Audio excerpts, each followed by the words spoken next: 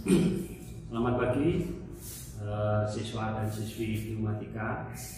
Sebelumnya perkenalkan, nama saya Arjuki.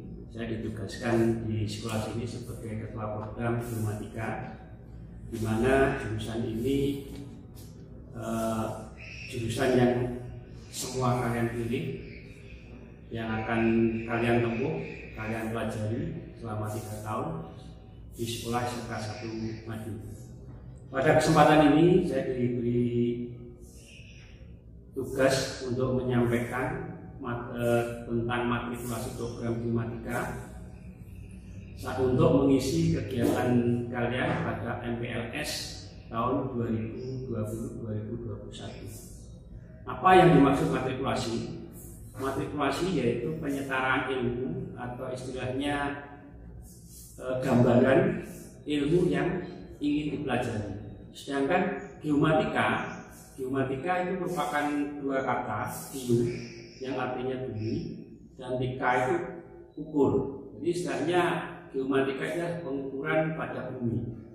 Sehingga pada matrikulasi program ini, kalau bisa saya sampaikan, geomatika yaitu mempelajari penggambaran sebagian besar atau sebagian kecil dari permukaan bumi yang dinamakan peta dan ilmu untuk menentukan bentuk pada permukaan bumi serta ukuran serta luasnya.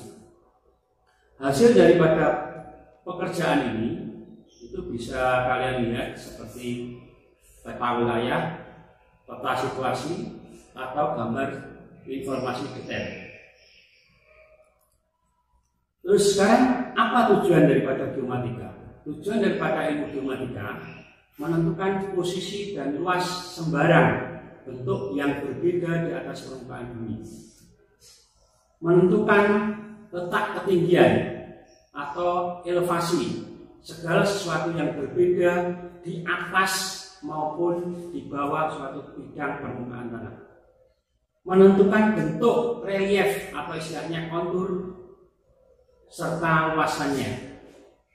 Menentukan panjang, arah, dan posisi, di mana posisi ini biasanya digunakan untuk suatu bangunan atau proyek-proyek yang lainnya.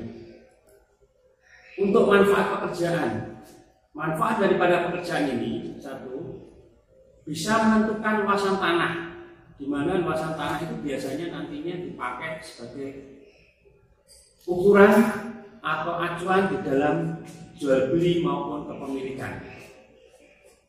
Selain itu juga manfaat dari pekerjaan ini juga untuk menentukan beda tinggi tanah, di mana beda tinggi tanah ini nantinya juga akan dipakai acuan untuk suatu pembangunan, baik itu pembangunan jalan, pembangunan gedung, pembangunan komplek-komplek dan sebagainya. Terus pengukuran atau pembuatan peta wilayah, di mana peta wilayah itu nantinya dipakai sebagai acuan untuk melihat posisi maupun lokasi suatu tempat. Pengukuran untuk perencanaan bangunan yaitu berupa gedung, komplek industri atau perumahan, jalan tol, bendungan, waduk atau areal tambang dan sebagainya. Setelah belajar dari sini, belajar selama 3 tahun di geomatika ini, karena pada jurusan geomatika ini ada juga yang 4 tahun. Tapi di sekolah kita ini untuk geomatika hanya 3 tahun. Lulusannya untuk lulusan geomatika ini bisa melanjutkan ke berbagai perguruan tinggi, baik negeri maupun swasta, di bidang teknik maupun keguruan. Jadi hampir sama lah dengan yang di SLTA. Kalau di SMK juga tidak menutup kemungkinan untuk melanjutkan studi. Sedangkan untuk pekerjaan ini kalau saya pilihkan menjadi 2, bisa di instansi pemerintah maupun instansi swasta. Di instansi pemerintah contohnya sebagai prajurit TNI Polri, di Badan Pertanahan, Dinas Pekerjaan Umum atau PU, pengairan, jalan raya, kehutanan, dan PTP. Untuk di instansi swasta sebagai bergerak di kontraktor, yaitu yang membangun suatu komplek gedung atau jalan atau lain sebagainya. Konsultan itu istilahnya memberikan pengawasan atau menghitung. Untuk yang lainnya juga bisa di perkebunan maupun di mandiri. Selanjutnya untuk kegiatan-kegiatan prakteknya, kegiatan praktek di SMK 1 jurusan Geomatika ini terdiri dari dua, yaitu praktek dasar maupun praktek lanjut.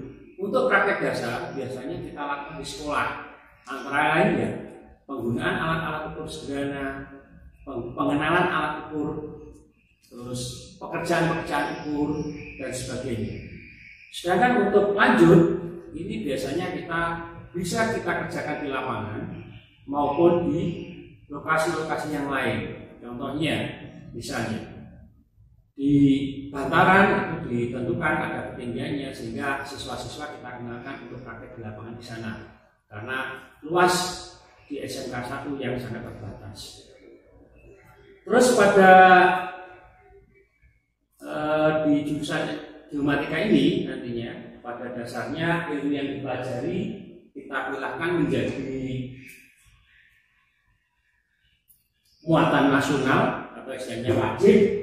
Bisa di mana wajib itu ada dua, nanti wajib A dan wajib B. Wajib A dan wajib B ini dipelajari hampir di seluruh program, jadi sama, yaitu materi pelajarannya adalah pendidikan agama dan budi pekerti, pendidikan Pancasila dan kewarganegaraan, bahasa Indonesia, matematika, sejarah dan bahasa daerah. Sedangkan untuk muatan B di situ ada seni budaya dan pendidikan jasmani. Terus untuk keahlian di situ nanti ada C1, C2 dan C3. Apa itu C1? C1 itu adalah muatan peminatan kejuruan berupa dasar daripada keahlian. Di C1 nanti akan dipelajari antara lain simulasi dan komunikasi digital atau istilahnya KKPI, fisika dan kimia itu C1. Sedangkan C2 itu merupakan dasar daripada kejuruan, antara lain di situ akan mempelajari gambar teknik dasar. Yang kedua ada pengantar survei dan pemetaan. Yang ketiga ada dasar-dasar perhitungan survei pemetaan. Di mana yang C2 ini nantinya akan dipelajari di kelas 1. Kelas 1. Jadi ini praktek-praktek dasar dan pengenalan alat itu dipelajari di kelas 1. Sedangkan di kelas 2 itu nanti sudah menginjak di materi C3, yaitu berupa kompetensi keahlian. Di C3 nanti akan dipelajari satu, survei terestris. Di mana survei terestris ini adalah ilmu yang mempelajari mengenai pengukuran menggunakan alat-alat terestris atau istilahnya jarak pendek. Contohnya nanti alat-alatnya bisa digunakan di saat kamu observasi bengkel, alat-alat apa yang digunakan pada pekerjaan survei. Selain survei terestris, nanti juga akan mempelajari sistem informasi geografis (SIG). Apa itu SIG? Yaitu sistem di mana informasi geografis itu dilaksanakan secara digital atau komputerisasi, itu SIG. Selain SIG, nanti juga akan ada pelajaran penginderaan jauh. Penginderaan jauh, terus selanjutnya juga ada menggambar dengan perangkat lunak. Menggambar dengan perangkat lunak ini mungkin baru bagi kamu, karena di SMP belum ada. Maksud dari menggambar perangkat lunak yaitu bagaimana kita menggambar dengan software komputer yang ada. Jadi bedanya di teknik itu.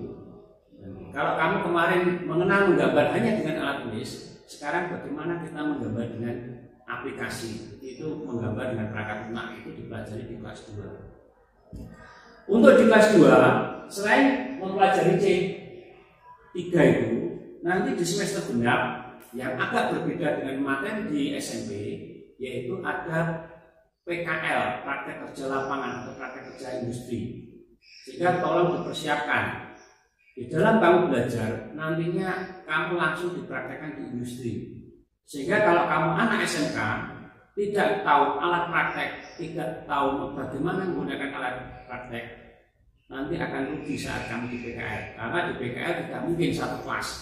Biasanya kalau di anak geomatika, satu industri itu hanya sekitar 2-4 anak. Bahkan itu pun sudah dipecah-pecah. Bisa juga satu anak satu, sehingga harus mumpuni dan mempersiapkan diri. Walaupun saat kamu belajar di sini, sarana yang ada mengharuskan kamu berkelompok mengerjakannya. Tapi kalau nanti di industri, kamu harus mandiri, bekerja sendiri dengan pekerja yang ada di industri itu. Terus di PKL nanti kurang lebih sekitar 6 bulan nanti pekerjaan PKL. Selesai pekerjaan PKL, kamu dilanjutkan di kelas 3. Di kelas 3, materi yang kamu pelajari hampir sama dengan di C2, di kelas 2, yaitu untuk kompetensi kaliannya tinggal ada 3 saja yang kamu pelajari, yaitu survei terestris, sistem informasi geografis, dan juga penginderaan jauh. Jadi materinya tinggal kelanjutan daripada kelas 2 ditambah ilmu-ilmu yang kamu dapat di saat kamu PKL.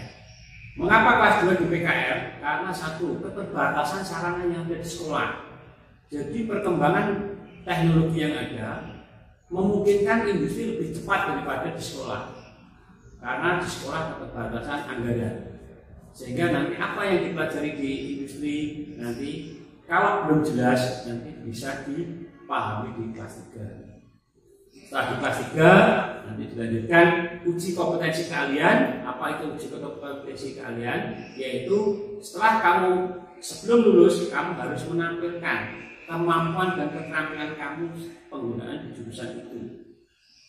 Kalau kamu mampu nanti bisa dinyatakan lulus.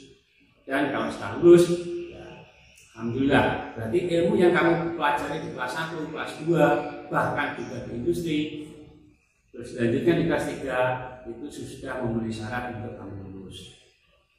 Nah, untuk kegiatan-kegiatan praktek, tadi sudah saya sampaikan bahwa di SMK 1 nanti ada praktek di lapangan, untuk dasar, untuk praktek di industri, dan juga ujiannya. Terus selanjutnya, untuk memenuhi keberhasilan dan suksesnya, di sini satu dibutuhkan suatu tekad untuk meraih kunci utamanya di situ. Yang kedua, ketekunan dan disiplin mengatur waktu, ulet dan pantang menyerah. Karena apa? Karena yang di SMK ini ilmunya masih baru, belum pernah kamu jumpai di SMP. Hanya saja tidak sulit kalau kamu ulet dan pantang menyerah tadi. Bertanggung jawab dan percaya diri. Keyakinan yang kuat berhasil itu akan mendorong kamu akan sukses di kelas 3 ini. Demikian penjelasan dari saya untuk matrikulasi. Terima kasih. Assalamualaikum warahmatullahi wabarakatuh.